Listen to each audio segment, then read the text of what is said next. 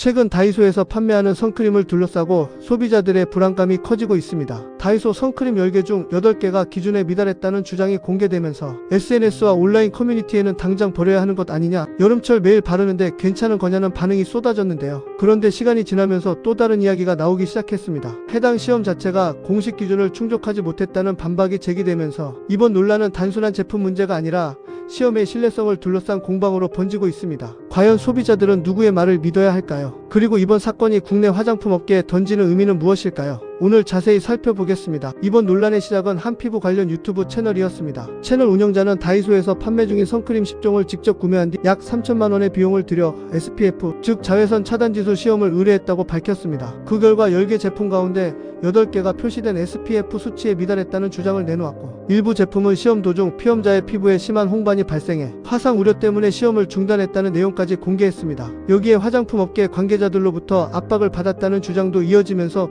논란은 순식간에 확산됐습니다. 특히 여름 휴가철을 앞둔 시기라는 점에서 소비자들의 불안감은 더욱 커졌습니다. 선크림은 단순한 화장품이 아니라 피부를 자외선으로부터 보호하는 기능성 제품입니다. 만약 표시된 성능이 사실과 다르다면 피부 손상이나 색소 침착은 물론 장기적으로는 피부 건강에도 영향을 줄 수 있다는 우려가 나올 수밖에 없습니다. 하지만 다이소 측은 곧바로 공식 입장을 내고 해당 주장은 확정된 사실이 아니라고 반박했습니다. 다이소는 판매 전에 기능성 화장품 심사 제외 보고서와 국가 기준에 맞춘 완제품 시험 성적서, 인체 적용 시험 결과까지 모두 확인한 제품이라고 설명했습니다. 무엇보다 가장 큰 문제는 시험 방식이라고 지적했습니다. 다이소에 따르면 유튜버가 공개한 자료는 제품당 단 2명에서 3명의 피험자를 대상으로 진행한 예비시험 수준이었다는 것입니다. 시험 기간 이름과 시험 책임자, 성적서 번호, 제품, 루트 번호, 사용기한 등 핵심 정보도 확인할 수 없는 엑셀 자료 형태였다고 주장했습니다. 여기서 중요한 것은 우리나라 식품의약품안전처 기준입니다. 현행 규정에 따르면 자외선 차단 지수인 SPF를 공식적으로 판정하려면 제품당 최소 10명 이상의 유효 피험자를 대상으로 시험을 진행해야 합니다. 사람마다 자외선에 대한 피부 반응이 크게 다르기 때문에 소수의 결과만으로는 제품 전체의 성능을 판단할 수 없다는 이유입니다. 다시 말해 만약 다이소의 설명처럼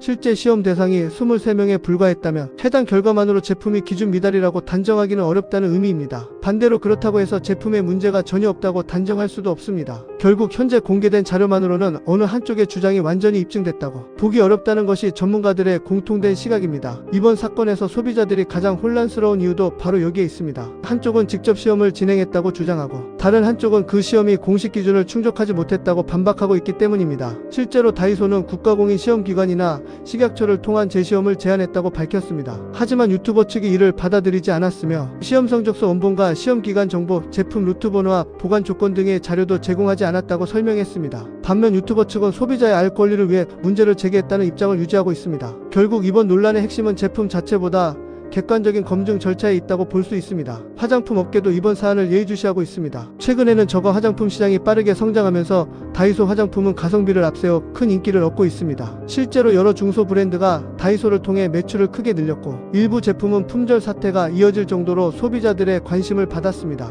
이런 상황에서 SPF 논란이 장기화될 경우 특정 브랜드뿐 아니라 저가 화장품 시장 전체에 대한 신뢰에도 영향을 줄 수 있다는 분석이 나옵니다. 반대로 객관적인 재시험에서 제품 성능이 입증된다면 소비자들의 불안도 상당 부분 해소될 가능성이 있습니다. 과거에도 기능성 화장품이나 건강기능식품은 시험 방식과 검증 기준을 둘러싼 논란이 여러 차례 있었습니다. 그때마다 최종 결론은 공인기관의 객관적인 시험 결과를 통해 결정됐습니다. 이번 역시 감정적인 공방보다 공식적인 검증 절차가 무엇보다 중요하다는 목소리가 커지고 있습니다. 소비자 입장에서도 확인되지 않은 정보만으로 제품을 무조건 불신하거나 반대로 아무 문제 없다고 단정하기보다는 식약처와 공인기관의 최종 결과를 차분히 지켜보는 것이 현명한 선택일 것입니다. 앞으로 실제 재시험이 진행될지 또 어떤 결과가 공개될지에 따라 이번 논란은 새로운 국면을 맞을 가능성이 큽니다. 여러분은 이번 다이소 선크림 논란을 어떻게 보셨습니까? 유튜버의 문제 제기가 의미 있다고 생각하시나요? 아니면 공인 기준을 충족하지 않은 시험 결과를 섣불리 공개한 것이 문제라고 보시나요? 여러분의 의견을 댓글로 남겨주시기 바랍니다. 지금처럼 빠르게 변하는 소비자 이슈와 경제 뉴스를 가장 빠르고 쉽게 전해드리겠습니다. 이런 흐름의 이슈를 계속 놓치고 싶지 않다면 지금 바로 구독과 좋아요,